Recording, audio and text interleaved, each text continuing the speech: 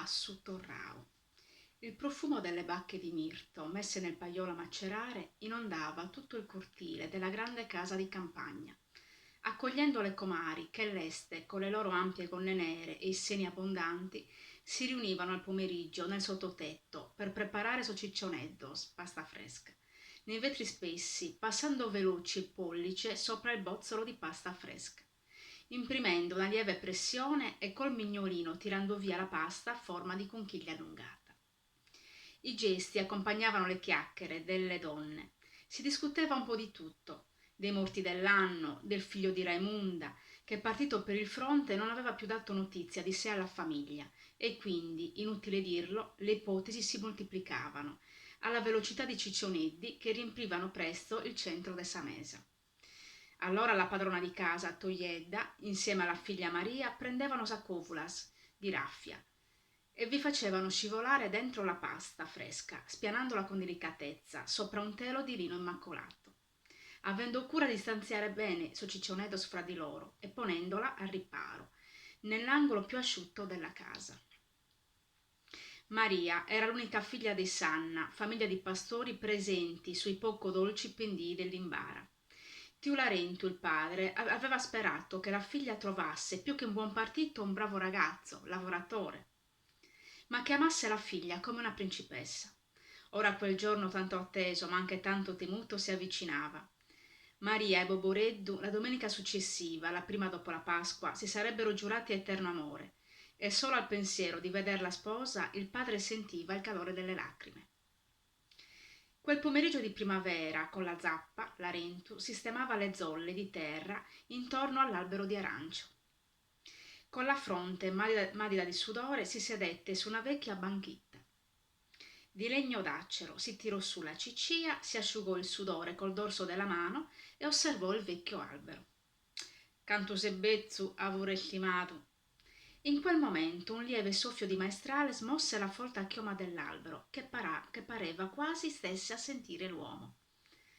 Canta si stagione s'abbitu tu, Naramilo, canto hierro sa tremido e pianto, grosso fiore si che n'ha lanzato a sa sola. E lì il pensiero andò alle stagioni della vita dell'uomo, alle sue fatiche, al dolore per la perdita a soli 3 anni dell'adorata mamma. Eppure, continuò l'uomo, se cresci tu deretto, mai ti sei imbenugliato. Anche Tiu Larentu, grazie alla zia paterna e al padre, era cresciuto fiero ed orgoglioso, proprio come quell'albero di fiori d'arancio.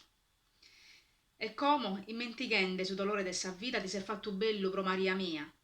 E a quel punto le lacrime rigarono finalmente quel viso, solcato dalle rughe, che il sole cocente si divertiva a seccare nei caldi pomeriggi d'estate. E come un rio che trova la sua direzione, così l'uomo sentì finalmente sollevarsi il suo animo. Bah, e noi sezzisi. Era Maria che lo cercava. Quando lo raggiunse si sedette e si accovacciò, come quando era piccolina, reclinando dolcemente la testa sopra le ginocchia del babbo e aspettando le sue carezze. Il padre la accarezzò, sapendo che sarebbe stata per l'ultima volta la sua bambina, dopodiché avrebbe pensato il marito a riempirla di carezze. Maria, Maria, sentenziò Tiularento, ammenta di chi solo amore asa deve rezzire, e tu a isse li deve ripeto. Notata lasciare a sa sola, che a sa sola e che n'abba savure, fino a sa più bella, s'asciutta de si siccano. Ehi, abba, rispose Maria, che nascondendo la commozione si rifugiò ancora di più sopra le ginocchia dell'anziano padre. A ti lammenta, Sabagus die, disse Maria, ritornando con la memoria all'incontro con Boboreddu. La sera al paese a maggio le rose profumavano i davanzali delle case che si affacciavano lungo il percorso della processione dedicata alla Madonna del Rosario. Le ragazze del paese aprivano la processione disposte in doppia fila, procedendo a passo lento dei miserere e degli ora pro nobis. Alla Salve Regina ci si fermava all'altare preparato dalla moglie del sindaco, con al centro la statua della Madonna, dal viso di fanciulla, che con dolcezza e pudore rivolgeva il suo sguardo materno alla folla in preghiera. In quel momento Maria aveva chiesto la grazia, potersi innamorare, trovare un uomo che l'amasse, la desiderasse, la facesse sentire sua. Un rossore invase le sue giovani gote, quasi vergognandosi di quei desideri. Dopo il rinfresco a base di vino bianco e amaretti, i giovani si ritrovarono nel piazzale di fronte alla chiesa del paese. L'organetto e le launeddas riempivano di gioia e frenesia l'atmosfera.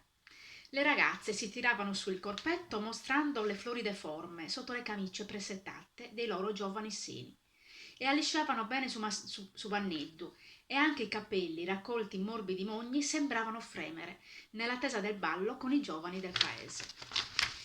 Le notte dell'organetto di tio Raimundo e le launeddas di tio Giuseppe iniziarono ad allietare la serata, che volgeva ormai al tramonto.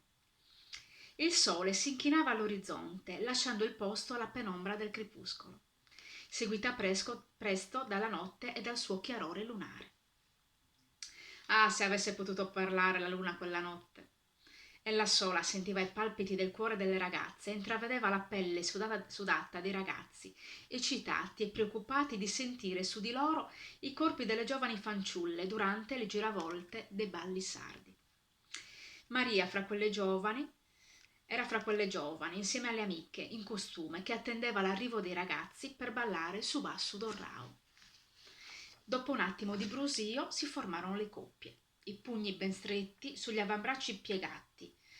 Alle prime note ritmate dall'organetto, le coppie si rinchiusero in cerchio, battendo i piedi al ritmo del Subassu Dorrao.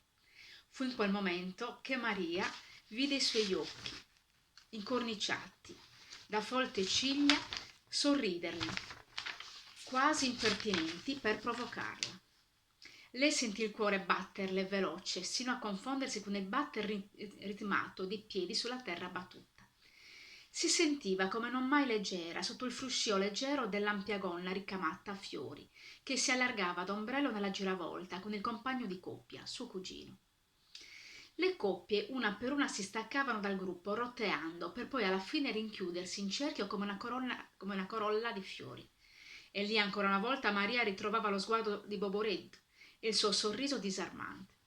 Il ballo finì tra gli applausi degli anziani del paese, seduti nelle loro sedie di plastica bianca, che ammiravano quei fiori di ragazzi, ricordando con nostalgia mista a felicità il tempo passato in cui a roteare erano i loro giovani corpi durante il ballo insieme alle loro emozioni. Maria si sentiva emozionata, accaldata. Quando il ballo terminò si allontanò dal gruppo dirigendosi verso la fontana, posta in fondo alla piazza. Si allentò i primi bottoni di camicia, si bagnò i polsi nell'acqua fresca della fontana, portando un po' di quella frescura alle tempie e al collo, sospirando nella penombra della luna, lontana dai rumori della folla. Ma ecco che il silenzio fu interrotto da un fruscio leggero che la fece sussultare. Alle sue spalle qualcuno pronunciò il suo nome. Maria, Maria, ite brava ballerina ses tue. Era Boboreddu. Ite vi va che si noghe, rispose Maria turbata, a ti mirare un pare a salunas e a sasichellas. Maria emozionata abbassò lo sguardo. Aveva anche lei una forte simpatia per quel giovine, che mai però aveva mostrato fino ad allora alcun interesse per lei. Ora invece le parlava e la guardava, seguendola addirittura fino alla fontana. Maria, Boboreddu le prese ora le mani e guardandola negli occhi proseguì: diventerai mia moglie e balleremo insieme in coppia su Basso Dorrao. La ragazza sentiva il cielo roteare sopra di lei in un senso di profonda vertigine, contenta ma anche un po' imbarazzata da quell'ardire, da quel ragazzo tanto bello quanto audace, da prenderle il mento, avvicinarlo alle sue labbra morbide e poggiarle poi con dolcezza sulle sue. Maria, dopo un breve indugiare, cedette e ricambiò quel bacio. Ma appena Boboreddu cercò di stringerla a sé, lei si divincolò e scappò, sollevando la lunga gonna, dirigendosi verso il retro della piazza, che conduceva al viottolo verso la sua casa nella periferia del paese. Dopo quel bacio i due ragazzi capirono col tempo che i loro cuori non si sarebbero mai separati. La domenica mattina era ormai tutto pronto in casa di Maria, i dolci, il vino. Il padre soffriva per quel colletto immacolato tanto stretto, proprio lui che era abituato a s'abbellimenta de campagna. Maria appariva bellissima nel suo abito color avorio che scendeva morbido sui fianchi, con i capelli raccolti dentro un morbido mogno, impreziositi dai fiori d'arancio dell'albero del loro cortile, quasi un regalo da parte del vecchio arbusto. La mamma aveva gli occhi lucidi e camuffava, senza riuscirvi, il dolore per il distacco, con un tenue nervosismo nel sistemare i dolci sopra la preziosa tovaglia di Piquet.